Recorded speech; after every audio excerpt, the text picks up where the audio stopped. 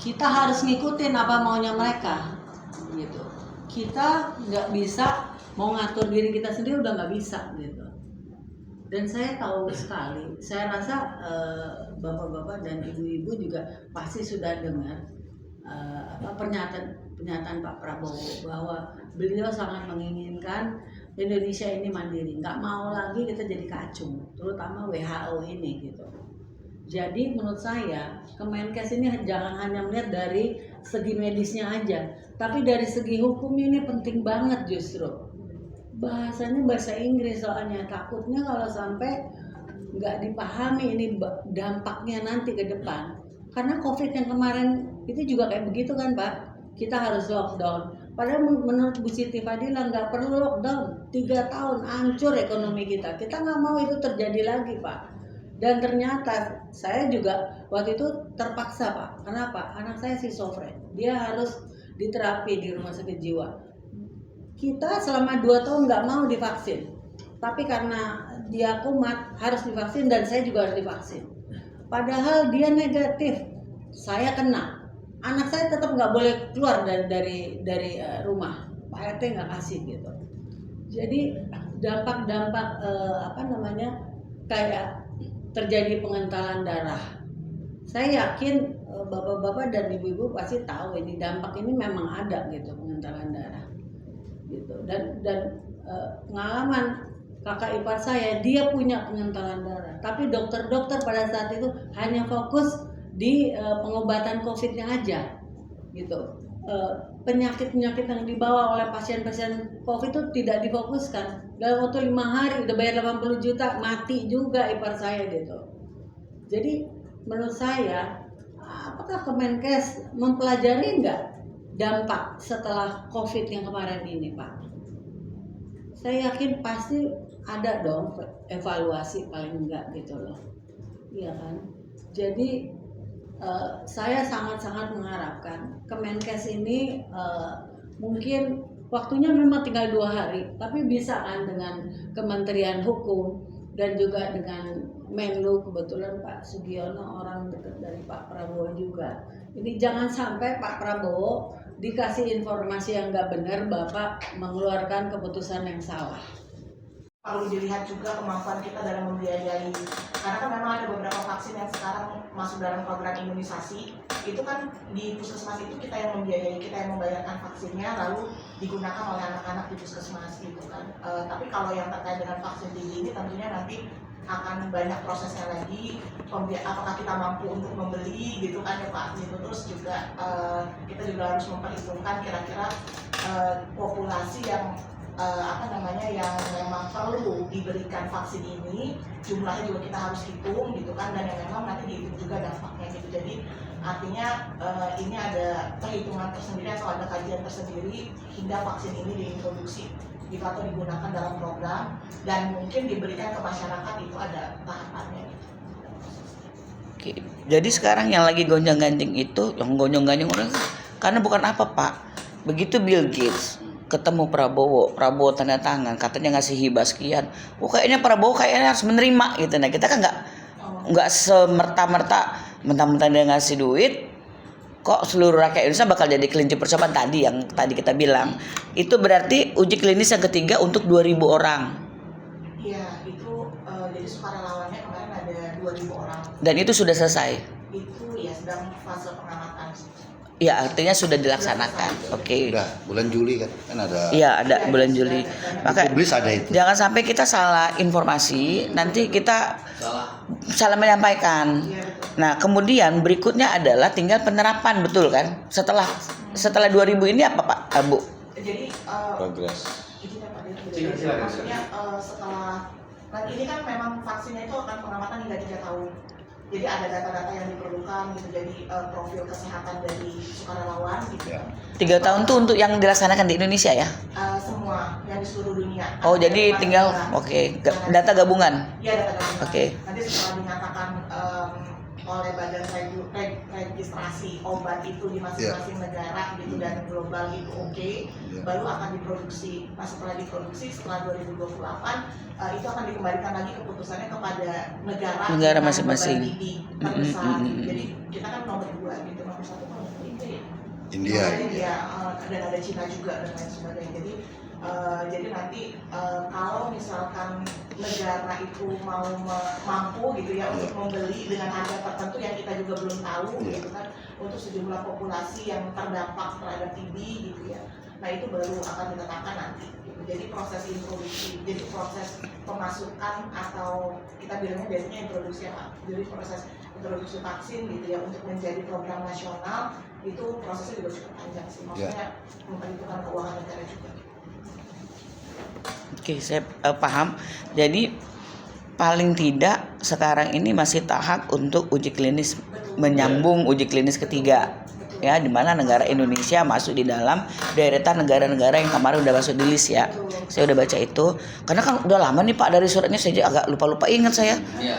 Kasusnya ini. Banyak daripada ini. Cuman yang kita minta itu Pak sebenarnya tadi balik Ibu Inge ngomong masalah COVID gitu ya. Kalau saya alhamdulillah kami nggak terkena itu COVID, jadi kami tidak merasa. Cuman teman-teman kami banyak tuh yang cuma 10 hari di rumah sakit ya mati Pak gitu loh ya. Nah apakah, dan pada saat itu kita harus ingat ya, pada saat itu vaksin ini dijadiin bisnis terus terang aja. Bukan kita nggak tahu kan Pak, bagaimana Bu Mame pakai gedung-gedung kosong buat ini. Bagaimana kita naik pesawat dulu awal-awal 1.500.000 loh satu kali. Bukan vaksin ya, maksudnya PCR. Artinya ini ada satu kayak kok mereka berenang di atas, berenang di atas, ya bersenang-senang di atas penderitaan rakyat gitu loh. Kami sudah paham pemain-pemainnya ini dan kami tidak mau Kementerian Kesehatan ya terikut-ikut di dalam lingkaran itu, Pak. Ya. Mereka yang memperkaya dirinya sendiri, yang sampai sekarang kita udah cukup tahu, Pak. Lama-lama juga akan banyak yang terbongkar gitu ya. Nah, kenapa kami di sini? Kami tuh mengamati yang kayak gini. Kok ini jadi bisnis? Kok sama rakyat berbisnis? Intinya begitu, ya. Kalau memang ternyata bahwa pengamatannya pun kalau 3 tahun itu kapan ya, Bu ya? 2000. Oh ya 2028. Norak banget gue lupa. 2028 ya. Bang Hasan Asbi yang ngomong PCO. Oh, sekarang 2000 ya berarti bener-bener 3 tahun dong, bukan gabungan berarti 2025 ya. Sekarang kan 2025 berarti 3 tahun 2028. Setelah itu baru dicek lagi kan apakah ini. Nah, kami minta penerapannya itu jangan seperti paksaan gitu loh. Mau naik pesawat mesti ada surat vaksin, mau naik kereta harus surat vaksin. Melamar kerja. Nggak tahu saya kalau melamar kerja. Tapi dulu benar-benar kami terganggu dan kami akhirnya ikut 3 kali vaksin di UI. Mau nggak mau karena kita kan, saya nggak mau Bu bayar itu tuh ini saya. Cuman memang vaksin itu bertentangan, kita nggak mau. Akhirnya itu bekam minum kelapa muda dan sebagainya. Karena katanya sekarang gara-gara vaksin itu banyak yang lemah fisiknya sampai jadi apa? Cepat mati kan? Ya itu Pak. Jadi kami minta tolong karena seperti Ibu Inge bilang isi di dalamnya itu loh. Apakah bapak-bapak, ibu-ibu yakin itu aman? Kalau soal data-data, Bu, saya tanya. Dulu kita disuntik ini tuh buat TBC bukan sih BCG? Ya BCG. Itu buat TBC kan? Ya BCG itu memang jadi kan kalau vaksin itu dibuat sumbernya dari virus tubuh, dari bakteri atau virus. Nah cuman ini berbeda. Jadi kalau yang itu BCG itu dari bakteri apa ya? Guamentin atau apa gitu ya singkatannya gitu. Dan itu memang hanya aktif sampai maksimal umur 10 tahun. Jadi memang itu kan bayi ya sampai umur 10 tahun untuk proteksinya. Tapi sekarang itu karena perkembangan bahwa beban terbesar dan penyebarannya itu ada di remaja dan dewasa, dan itu sudah tidak efektif lagi untuk umur di atas 10 tahun, sehingganya mungkin beberapa belas tahun yang lalu ada pengembangan yang sekarang kita ikut juga dalam uji klinisnya gitu sih. Itu lebih karena dari sisi penelitian gitu atau studi atau kajian bahwa vaksin BCG itu terbatas gitu, tidak bisa sampai seumur hidup. Vaksin BCG, padahal vaksin BCG itu lengket loh di sini. Udah kayak ini. Kalau pakai tank top ya di sini, kalau nggak di paha gede banget. Kalau tahu itu cuma sampai umur 10 tahun, ngapain ya disuntik kayak gitu ya? Dan kita tahu bahwa Indonesia ini kan negara tropis ya. Begitu lahir pasti paru-parunya ada flek kan, pasti kan. Dulu anak saya pun kena dan itu sangat tersiksa ngasih obat yang 6 bulan itu. Iya. Dan itu kan nggak boleh lewat sehari ngulang lagi, gitu loh. 6 bulan lagi. 6 bulan lagi. Saya bukan berarti ya Bang ya, soal vaksin ini sebenarnya yang tahu itu sebenarnya harusnya dokter. Tetapi dokter yang benar-benar paham isi tadi Ibu Fadila dan sebagainya. Tolong dilibatkan masyarakat di situ. Jangan sampai setelah selesai 2028 diterapkan mati 5, mati 3, yang tanggung jawab siapa gitu loh. Ya. Kami minta itu. Kemudian Bang, kalau memang ini berarti mereka komitmen bahwa tapi nanti ya 2028 ini tidak ada paksaan Bang. Betul kan Pak? Ya, saya Bisa kira jawab nggak? demikian ya. Kita kan Iya. vaksin ini kan sedang pengamatan, ya kan. Kemudian yang juga begitu nanti selesai pada tahun yang itu kita butuh proses yang panjang. Iya, Dan arti saya kira itu enggak. Akhirnya kita korban banyak keluarga. Saya patuh Pak, 3 kali saya booster. Cuma sama. berdasarkan kajian itu, akhirnya begitu cerita vaksin TBC ini, rakyat trauma psikologis. Kalau saya sangat ngerti, karena kita menguasai psikologis kan. Baru kemarin Bu, keluarga mati kan itu. Kalau saya bilang kalau mati mah bukan urusan vaksin, itu yang ajalnya aja. Asbabul nuzulnya karena vaksin COVID, udah. Saya langsung to the point aja.